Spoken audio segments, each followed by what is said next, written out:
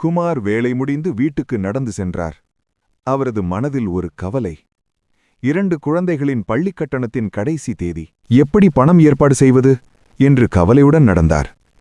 அந்த நேரத்தில் ஒரு முதியவர் சாலையில் தவறி விழுந்தார். அருகிலிருந்தவர்கள் யாரும் உதவவில்லை. குமார் உடனே ஓடிச் சென்று அவரை எழுப்பி தண்ணீர் கொடுத்து அவரது வீட்டுக்கு அருகில் அழைத்துச் சென்றார். அதற்கு பிறகு வீட்டிற்கு வந்து குமார் மனைவியிடம் கடன் கேட்க நினைப்பதைப் பற்றி பேசினார். அப்படியே வீட்டின் வெளியே பல கார்கள், போலீஸ்.